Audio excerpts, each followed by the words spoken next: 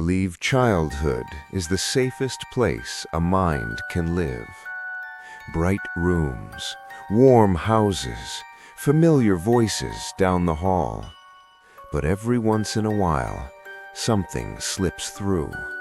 Something that doesn't belong in a child's world. And when it happens, the child doesn't understand what they're seeing. Their brain isn't built for it yet. They don't have the words for evil, for manipulation, for the strange darkness that sometimes hides inside ordinary places. They just feel it. That crawling feeling behind the ribs. That quiet voice whispering, "Something here is wrong." And the terrifying part is that adults almost never believe them. Children see things adults are trained not to notice. They notice the way someone's smile lingers a second too long. They notice when a room feels different after someone leaves. They notice whispers in the dark, footsteps where no footsteps should be, and the quiet presence of something watching from the corner. But when they speak about it, the world teaches them a powerful lesson. Stay quiet. Ignore it. Pretend it's normal. Because admitting that something truly disturbing happened inside an ordinary childhood, that would mean the world is far less safe than people want to believe. Tonight, you're going to hear 3 stories. Not fictional campfire tales. Not exaggerated internet horror. These are memories. Memories that followed people into adulthood. The kind that never fully leave your mind, no matter how many years pass. The kind that make grown men wake up at night, suddenly remembering a moment from childhood that never made sense. A moment that still doesn't. Because sometimes the scariest experiences in life don't come from monsters hiding in the woods. They come from bedrooms, school dorms, grandparents' houses, ordinary windows looking into another home, places where a child should have felt safe. And once you hear what happened inside those places, you might start wondering about something far darker. What if children sometimes encounter things the adult world refuses to see? What if the most disturbing truths of childhood are buried, not because they aren't real, but because no one wants to admit they are? Let's begin with a boarding school, a place meant to shape young minds. But for a 13-year-old boy, it became the place where something deeply wrong revealed itself. And once he saw it, childhood ended faster than it was supposed to. When you are 13 years old, your world is small. A hallway can feel like an entire universe. A dorm room can feel permanent. And the person assigned to sleep 10 feet away from you every night can quietly become the center of your reality. That's how it started. A boarding school on the quiet edge of the suburbs. Long brick buildings, old wooden staircases that creaked in the middle of the night. Dozens of teenage boys trying to survive their first real separation from home. To the outside world, it looked like discipline and structure. But inside those dorm rooms, strange little worlds formed. 2 boys were assigned to a room together that fall. One of them was ordinary enough, nervous, homesick, trying to fit in. The other one was named Weston. At first glance, Weston wasn't the kind of kid people feared. He wasn't violent. He didn't get into fights. He didn't even talk much. But there was something about him that made people slightly uncomfortable without understanding why. It started with something small. One afternoon, not long after the semester began, Weston approached his roommate holding a folded sheet of paper. He didn't smile. He didn't explain anything. He simply handed the paper over as if it were some kind of official rule. When the boy opened it, he expected something normal, maybe a list of chores, maybe some boundaries about noise or space. Instead, it was a list of things he was not allowed to bring into the room. The first few items were confusing. Frogs, actual frogs. The boy stared at the word for a moment, wondering if this was some kind of joke. Nobody at school had frogs. Nobody even talked about frogs. Why would anyone bring one into a dorm room? But that wasn't the strange part. Further down the list, the rules became even stranger. No bones, no feathers, and one item that made absolutely no sense at all. Salt. Just the word salt, written carefully like it mattered. Not food, not snacks, just salt itself. It was such a bizarre rule that the boy laughed a little and looked up, expecting Weston to crack a smile. But Weston didn't laugh. He didn't even blink. His expression stayed completely serious. And in that moment, something small shifted in the atmosphere of the room. Because suddenly, it wasn't a joke anymore. It was a rule, and Weston expected it to be followed. At 13 years old, you don't always understand danger when you see it. Sometimes danger doesn't look violent. Sometimes it just looks strange. But strange things have a way of growing. And over the next few weeks, Weston's behavior would slowly reveal something far more disturbing than a list of weird rules. Because late at night, after the lights went out, the whispering started. At first, the whispering seemed harmless. Boarding schools are full of strange nighttime noises. Beds creak, pipes rattle. Someone down the hall laughs in their sleep. It's easy to convince yourself that the sounds you hear after midnight are nothing more than the building breathing. But this was different. The whispering came from only one place, Weston's bed. Every night, after the dorm lights were turned off and the hallway fell quiet, the boy would eventually hear it. A low murmur, soft, careful, almost secretive. At first, it sounded like Weston was just talking to himself. Kids do that sometimes, especially when they're adjusting to a new environment. But the longer it continued, the stranger it became. Because it didn't sound like random thoughts. It sounded like a conversation. Weston's voice would rise and fall as if responding to someone. Sometimes he paused, as though listening. Then he would whisper again. The boy tried to ignore it. After all, they weren't close friends. Boarding school teaches you quickly that minding your own business is often the safest path. Still, curiosity has a way of growing in silence. Occasionally, he would catch fragments of the whispers, words that didn't seem connected, names, numbers, and once, very clearly, he heard Weston say something that made his stomach twist. Not yet. Just those two words, spoken softly, like an answer. The boy would open his eyes in the darkness and stare across the room, but Weston was always facing the wall, barely visible in the faint light leaking through the curtains.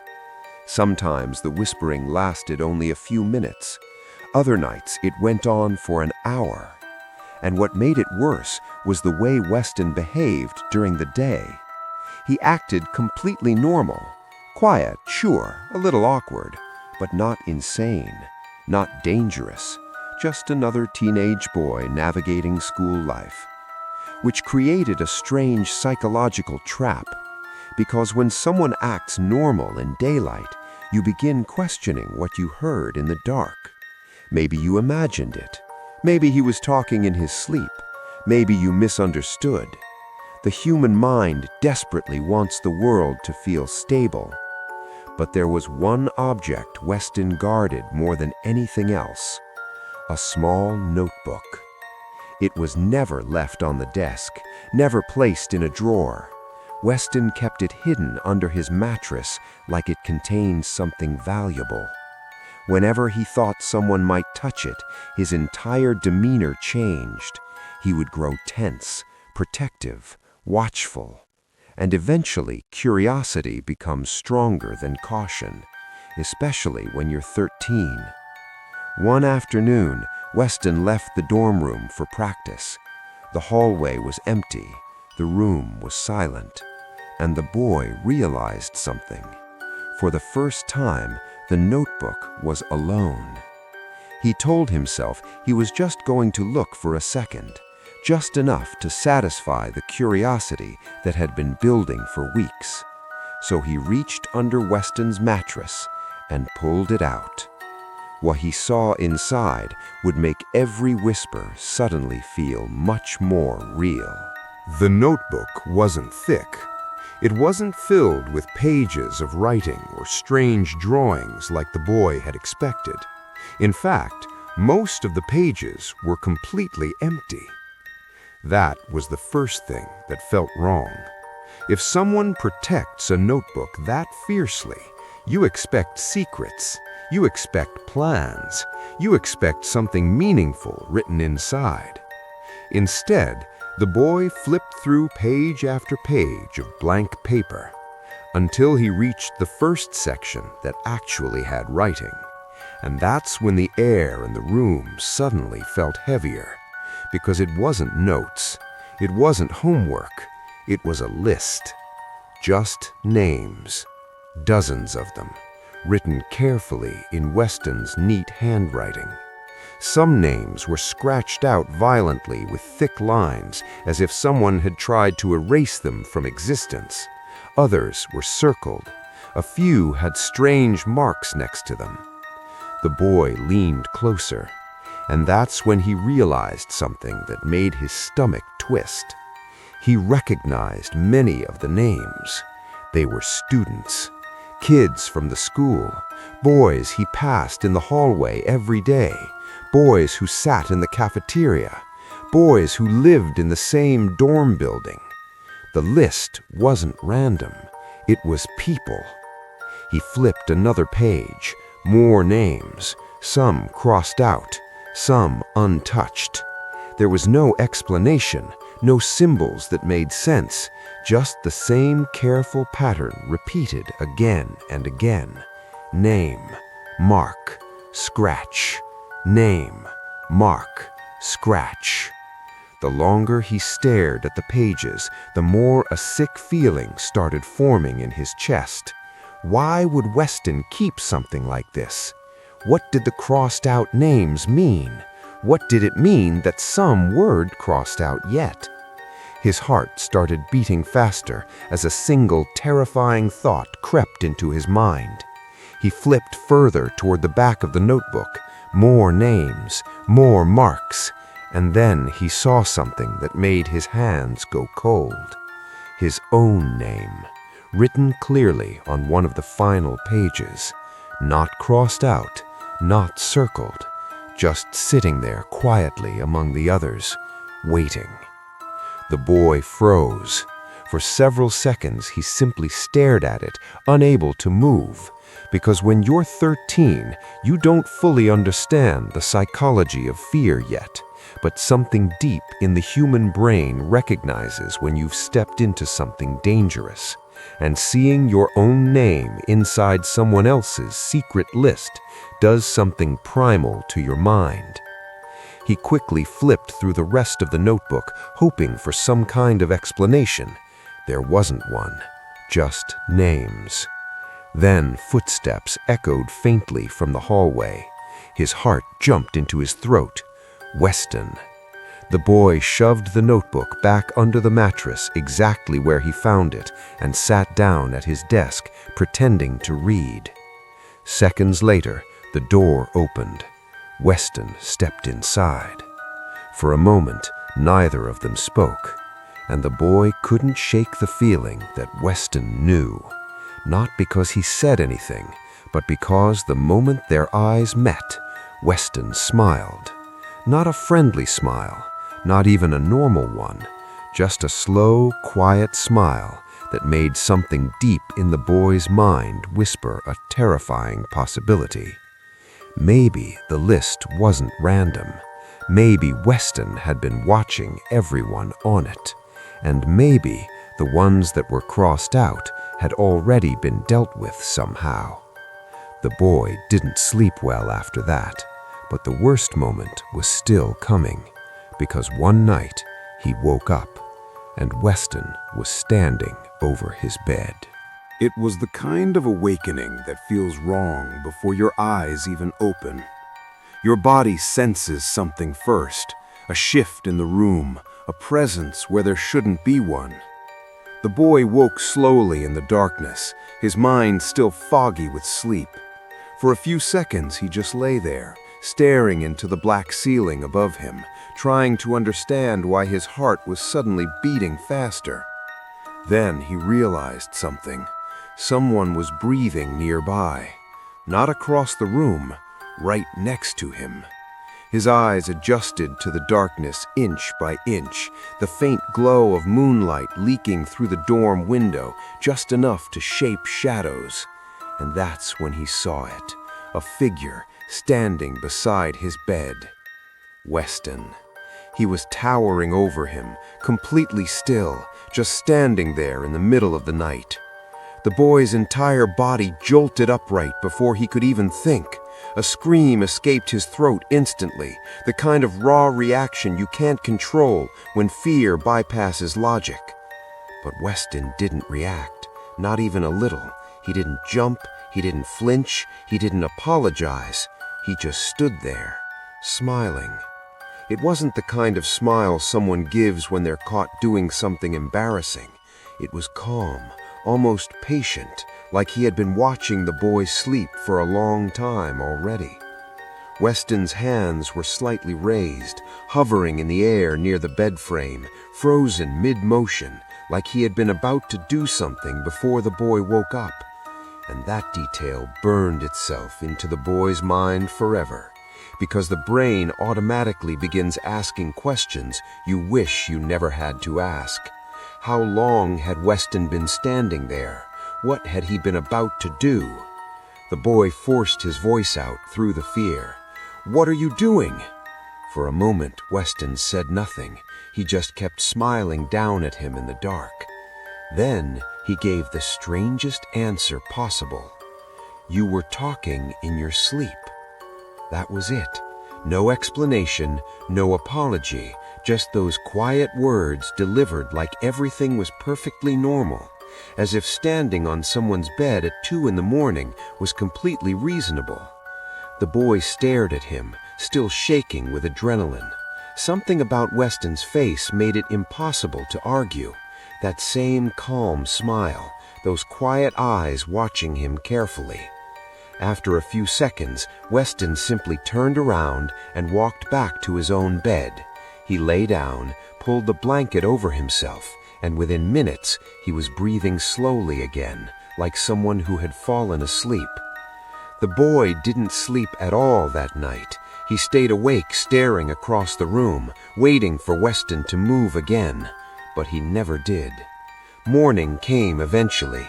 Sunlight filled the dorm room, and when the boy tried to bring up what had happened, Weston looked genuinely confused, like he had no idea what he was talking about. No memory, no reaction, just a blank stare. And that moment planted something much worse than fear. Doubt. Because if Weston didn't remember standing over his bed, then something far more disturbing might be true. Maybe Weston wasn't fully in control when he did it. Or maybe Weston knew exactly what he was doing and simply didn't care that someone had seen it. Either way, the dorm room no longer felt safe. But a few nights later, something happened that made the boy realize the situation was getting worse, much worse, because one evening he returned to the room and found something waiting on his bed. When he opened the dorm room door that evening, nothing looked unusual at first. The desks were in the same place. The window was closed. Weston was sitting quietly at his desk like always. For a moment, the boy almost felt relief. Maybe things had gone back to normal. Maybe the strange night had just been one of those bizarre moments that never happens again. Then he looked at his bed, and his brain froze. Something was moving on the blanket. At first, his eyes couldn't even process what he was seeing. The shape was small, thin, slowly sliding across the fabric like a living rope. Then the realization hit him all at once. A snake, a real one. A small garden snake was slithering across the center of his bed like it belonged there. The scream came out of him instantly. He jumped backward toward the door, heart pounding violently in his chest. Across the room, Weston slowly turned his head. No panic, no surprise, just that same quiet, unreadable expression. For a few seconds, the snake continued moving lazily across the blanket, its body curling gently in the soft folds of the bedspread. The boy pointed at it, still shaking. "What is that?" Weston blinked once, then stood up calmly and walked toward the bed. He didn't rush. He didn't seem worried at all. Instead, he sighed softly, almost like someone dealing with a minor inconvenience. "Oh," he said quietly. "Sorry, that was supposed to be a prank." "A prank?" The boy stared at him in disbelief. Who puts a live snake on someone's bed as a joke? Weston carefully reached down and picked up the snake with surprising ease. The animal didn't fight him. It didn't even try to escape. It simply curled loosely around his fingers. That detail was disturbing on its own. Wild snakes don't usually behave like that. The boy forced another question out. "Where did you even get that?" Weston looked genuinely confused by the question. "What do you mean? Where did you get a snake?" Weston tilted his head slightly, like the answer should have been obvious. "They're everywhere." The way he said it made the boy's skin crawl. Not joking, not sarcastic, just matter of fact, like snakes were as common as dust. Then Weston walked back to his desk and opened a glass jar sitting beside his notebooks. The boy expected the snake to struggle or try to escape, but something stranger happened. Weston simply held the jar open, and the snake slithered into it on its own, like it had done this before, like it wanted to be there. The lid twisted shut with a quiet click. For the rest of the evening, neither of them spoke much, but something inside the boy had changed. Because the whispering, the notebook, the night Weston stood over his bed, those things were strange, but they could still be explained somehow. The snake was different. The way it behaved, the way Weston controlled it, the way he said, "They're everywhere." It planted a darker thought inside the boy's mind. Maybe Weston wasn't just a strange kid. Maybe something about him was wrong. But nothing that had happened so far would compare to what came next, because a few nights later, the boy experienced something that would haunt him for the rest of his life. Something that began as a nightmare and then became terrifyingly real. It started with sleep paralysis and something moving across the ceiling. The human brain does something strange when it enters deep sleep. It shuts down the body. Your muscles go still. Your limbs stop responding. It's a safety mechanism designed to keep you from acting out your dreams. But sometimes the mind wakes up before the body does. That's when sleep paralysis happens. You're conscious. You can see the room. You can hear everything around you, but you can't move. Not your arms, not your legs, sometimes not even your voice. Most people who experience it feel one other thing too, a presence, as if something is in the room with them. That night, the boy woke up inside that frozen state. His eyes opened slowly, and immediately something felt wrong. The room looked exactly the same as always, the faint moonlight coming through the window, Weston's bed across the room, the desks and chairs casting soft shadows across the floor. But above him, something was moving. At first, he thought his vision was just playing tricks on him, but the longer he stared at the ceiling, the clearer it became. A dark mass, not a shape, not a person, something shifting slowly across the ceiling like a cloud made of smoke. It pulsed, expanded, then pulled back in on itself like it was breathing. The boy tried to sit up. His body refused. Panic started building instantly because deep inside, every instinct in the human brain screams when you can't move. The dark mass slowly drifted downward, closer to the bed, closer to him, its shape twisted and folded like something alive trying to form itself into a body.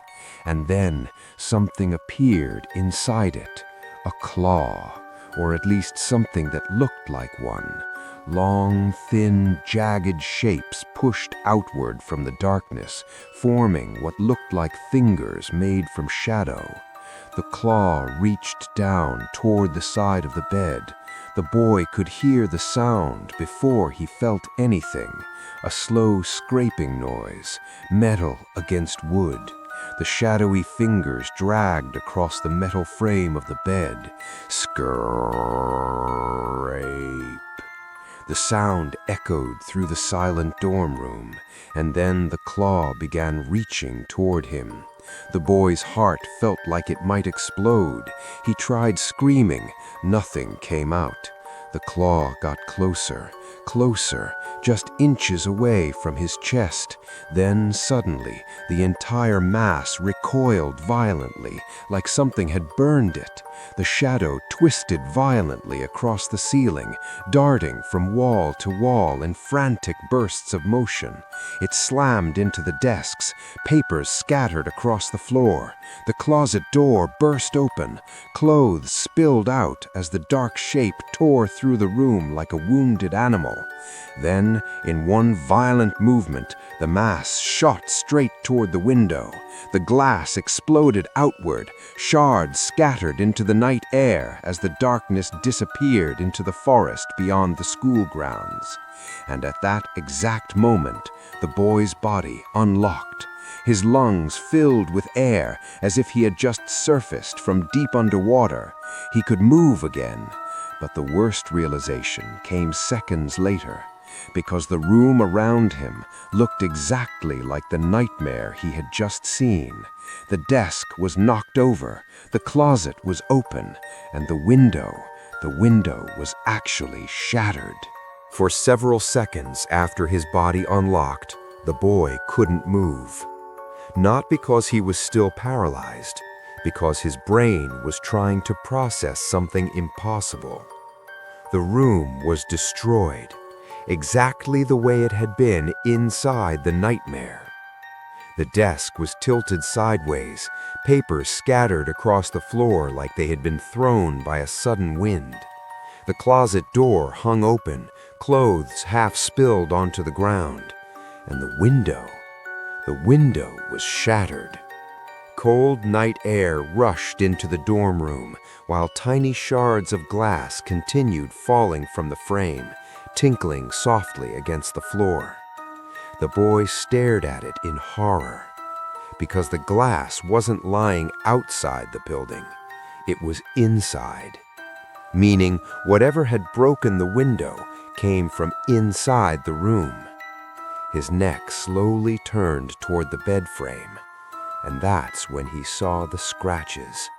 Long, deep gouges carved into the metal, exactly where the shadow claw had scraped during the nightmare. The same marks, the same place.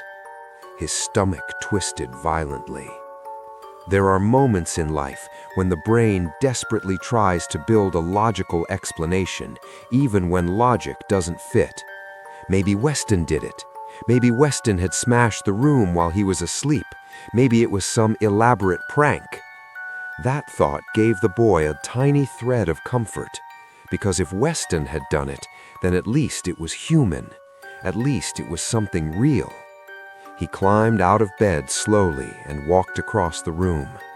Weston was lying in his bed, snoring, deep asleep.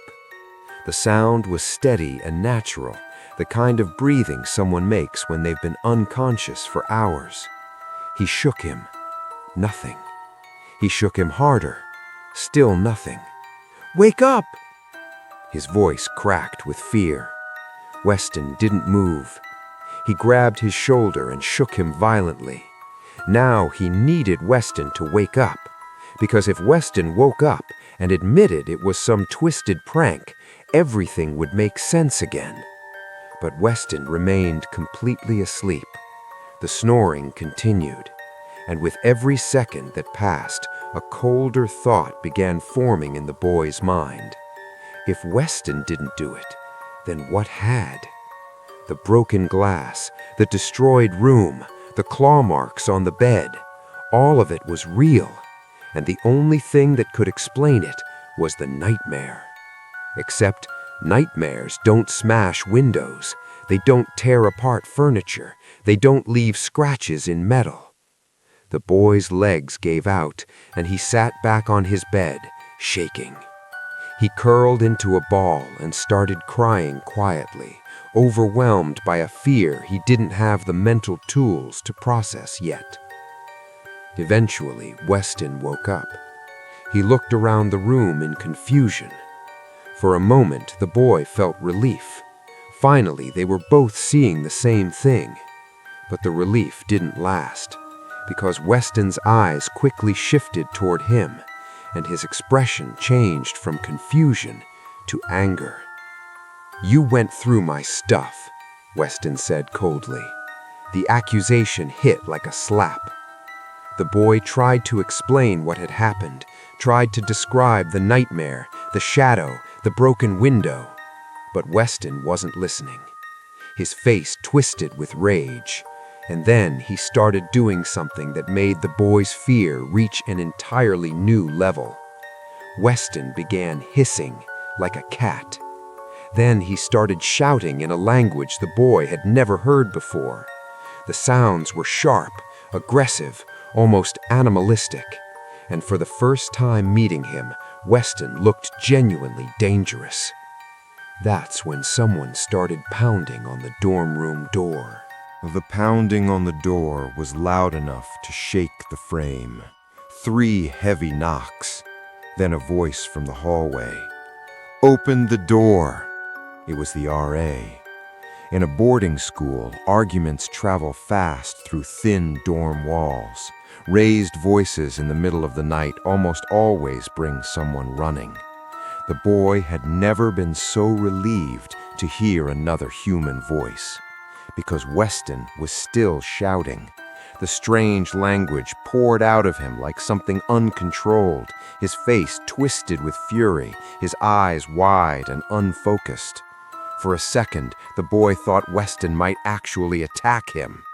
The pounding came again. "Open the door right now!" Weston stopped suddenly. The silence that followed was almost worse. Both boys stood there breathing hard while the tension hung thick in the air. Finally, Weston walked to the door and opened it. The RA stepped inside and froze immediately. The room looked like it had been hit by a small explosion. Glass everywhere, the desk knocked sideways, the closet open and spilling clothes onto the floor. Both boys were pale, shaking, and wide-eyed. "What happened in here?" The boy started talking immediately, desperate to explain, but his words tangled together under the pressure of fear. Nightmare, something in the room, the window breaking, the scratches.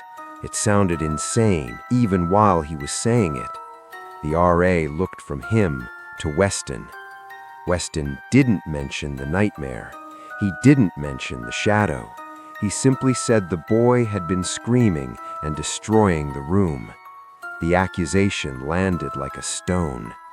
The RA sighed and rubbed his forehead like he was already exhausted by the situation. "Both of you, out, now." Within minutes, they were standing in the hallway while the RA inspected the room behind them. Eventually, he shook his head and made a decision. The boy would sleep in an empty dorm down the hall for the night. Weston would stay where he was until the administration figured things out. The boy didn't argue. In fact, he had never been happier to leave that room behind. He grabbed a blanket and pillow and followed the RA to the empty dorm. For the first time in hours, he felt a small sense of safety.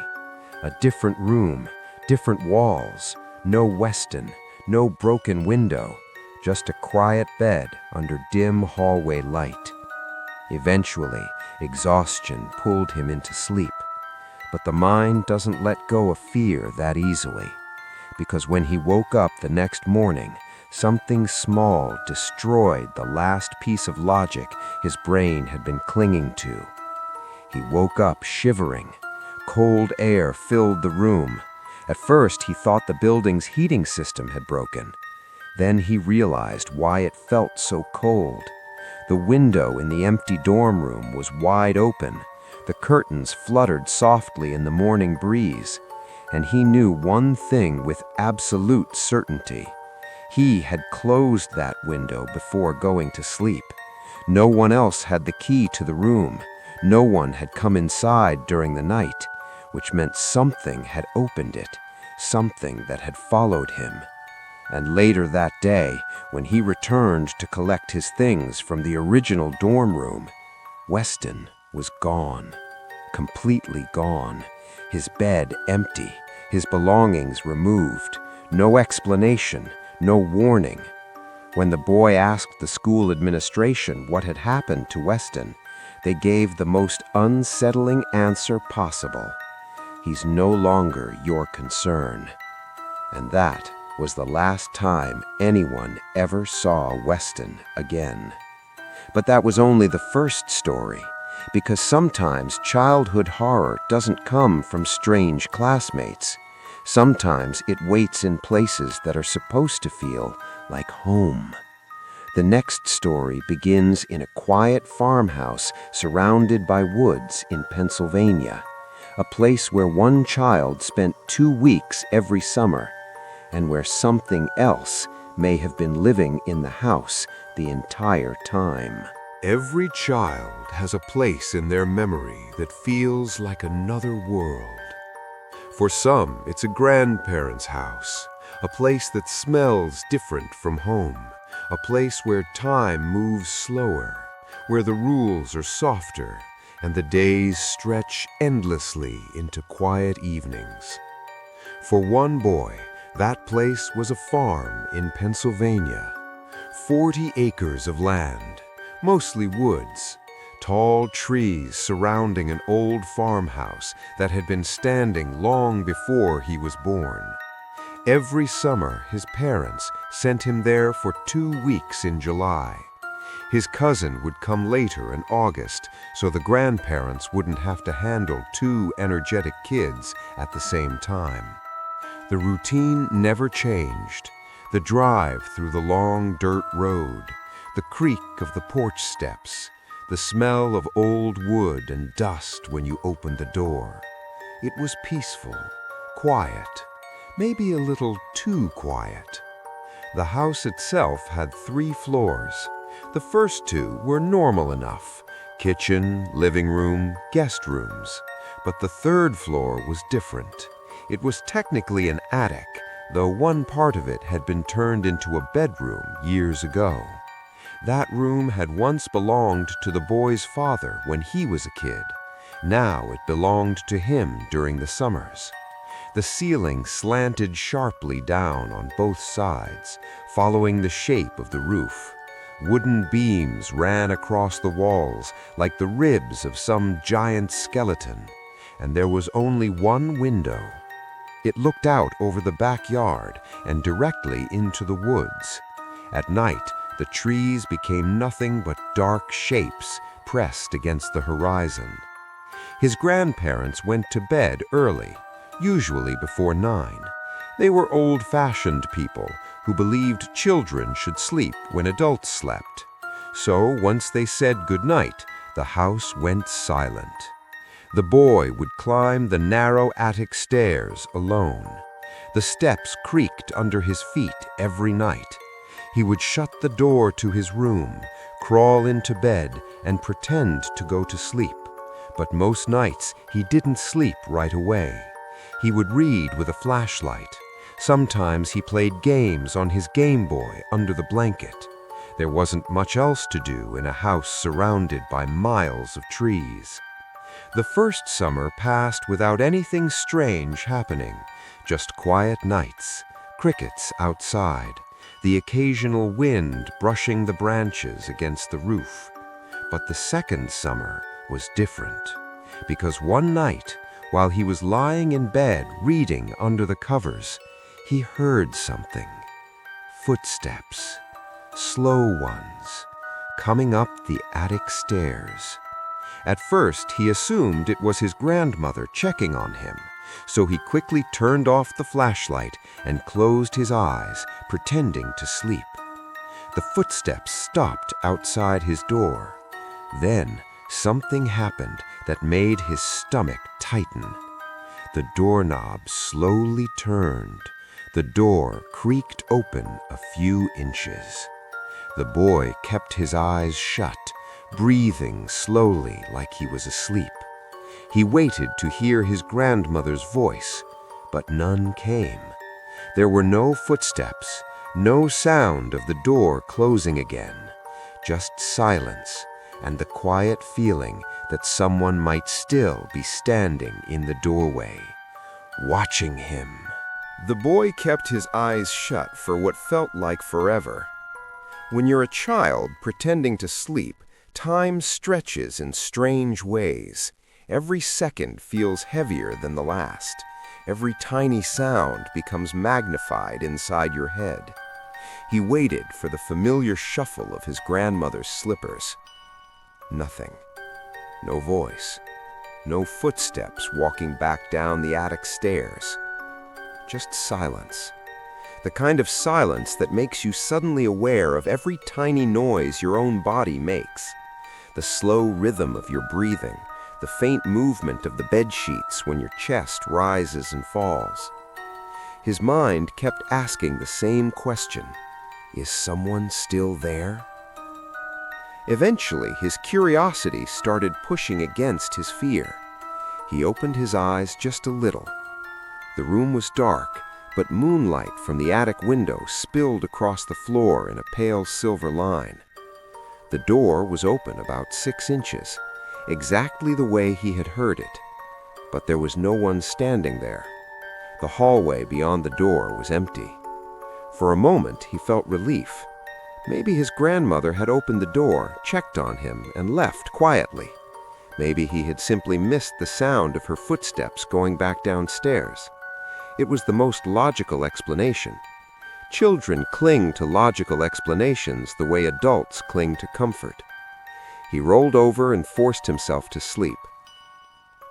The next morning, while eating breakfast at the old wooden kitchen table, he casually mentioned it to his grandfather. "I heard someone come up the attic stairs last night." His grandfather barely looked up from his coffee. "Old houses make noises," he said. Then he added something that sounded reasonable at the time. "Raccoons get into the walls sometimes." The boy nodded, pretending that explanation made sense. But deep down, he knew the sound he heard hadn't come from inside the walls. Raccoons don't turn doorknobs. Still, he didn't push the subject, because kids learn something early in life. If adults decide something isn't real, arguing about it rarely changes their minds. 3 nights later, something happened that was far harder to explain. The boy woke up suddenly. His bed was shaking, not violently, just a slow, subtle movement, like someone had placed their hands on the mattress. His eyes opened, and instantly his body went rigid. Someone was standing at the foot of his bed. A human shape, tall, still, completely silent. The room was dark enough that he couldn't see a face, but he could clearly see the outline. His heart began pounding so hard he thought the figure might hear it. He didn't scream. He didn't move. Instead, he squeezed his eyes shut and started counting inside his head. 1, 2, 3. He had no idea why he did it. Maybe some instinct told him pretending to sleep was the safest choice. Maybe children know something adults forget, that sometimes attention is exactly what you shouldn't give something strange. He counted all the way to 100, then slowly opened his eyes. The figure was gone. No sound, no footsteps, nothing. Just an empty room again. But the next morning, something small made him realize the night might not have been a dream. His closet door was open, and he knew he had closed it before going to sleep. At first, the boy tried to convince himself that nothing strange was happening. Old houses make noises. People forget small details. Doors sometimes open on their own. These were the kinds of explanations adults gave, and children learn quickly that repeating those explanations makes life easier. So he told himself the closet door must have been left open. Maybe he had simply forgotten. Maybe the figure at the foot of the bed had been part of a dream. But something about the feeling of that night refused to fade. Dreams dissolve when the sun comes up. This memory didn't. Over the next week, the strange moments continued. They never happened every night, just often enough to make the boy uneasy when darkness returned. Sometimes he would hear the same soft footsteps on the attic stairs, slow, careful, like someone trying not to be heard. Other nights, he would wake suddenly and feel the room vibrating faintly, the mattress shifting beneath him just enough to make him hold his breath. And once he woke up certain that someone had been standing beside the bed again. He didn't open his eyes that time. He stayed perfectly still, waiting, listening. Minutes passed. Then the quiet creak of floorboards told him whatever had been in the room was leaving.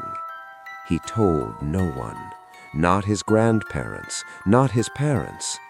Children often stay silent about strange things because they sense that adults won't understand, or worse, won't believe them. Eventually, the 2 weeks ended. His parents came to pick him up. He climbed into the car feeling relieved to leave the farm behind. On the drive home, he told his mother about the footsteps, the door, the shadow by his bed. She laughed gently and told him old houses can make anyone imagine things. Then she said something that stuck with him. "Your cousin stays there every summer too," she said, "and he's never complained about anything." The boy nodded and tried to forget the whole thing. Years passed. The summer visits stopped as he got older. Life moved forward. School, friends, growing up. Eventually, the farm became nothing more than a distant childhood memory. Until one day, many years later, something happened that brought it all rushing back. His grandparents passed away within weeks of each other. And during the funeral, he saw his cousin again. The cousin who had stayed at the farm every August. The cousin who supposedly never experienced anything strange. At least, that's what everyone believed. Funerals have a strange way of bringing old memories back to life. Relatives you haven't seen in years gather in one quiet place, speaking softly about the past, as if they're opening old boxes of forgotten stories. That's where the boy saw his cousin again, Francisco. They were around the same age, but they had barely spoken during childhood. Their visits to the farm had always happened in different months. Still, the silence between conversations during the funeral reception pushed them toward the same topic everyone else was thinking about: the farm, the woods, the summers they spent there as kids. At first, the conversation was casual. Small memories, fishing in the creek, running through the fields. But eventually, something nudged the boy to mention the attic room. And before he could stop himself, he told Francisco everything. The footsteps, the door opening at night, the figure standing by the bed. He expected his cousin to laugh, maybe tease him a little. Instead, Francisco's expression slowly changed. The smile disappeared. His face became strangely blank. For several seconds he said nothing. Then he spoke 5 words that made the boy's blood turn cold. "That's nothing," Francisco said quietly. The boy frowned. "What do you mean?" Francisco looked down on the floor before answering. "That thing used to touch me." The room suddenly felt smaller. The boy stared at him, unsure if he had heard correctly. Francisco continued speaking calmly, almost like he had repeated the story in his head many times before. He said the figure would appear in the room at night, just like the boy described, standing at the foot of the bed. But sometimes it didn't just stand there. Sometimes the mattress would slowly sink down beside him, as if someone had sat on the edge of the bed. Then he would feel fingers, rough, scratchy, tracing across his face, touching his arms. Once it grabbed his wrist and held it there for several seconds. Francisco said he never opened his eyes. He just stayed frozen until the presence left. When the boy finally found his voice again, he asked the question that mattered most. "How do you know it wasn't Grandma or Grandpa?" Francisco's answer came immediately. "Because of the hands." The boy waited. Francisco swallowed once before finishing the sentence. "They were rough, like something that didn't belong to a person." Silence filled the space between them. 2 adults now, suddenly realizing the same terrifying possibility. For years, both of them had believed those childhood memories might have been imagination, but now the truth felt much darker. 2 children, different summers, the same house, the same attic room, the same figure appearing at night, which meant one thing neither of them wanted to say out loud. Something had been inside that house, and whatever it was, it had been there for a very long time.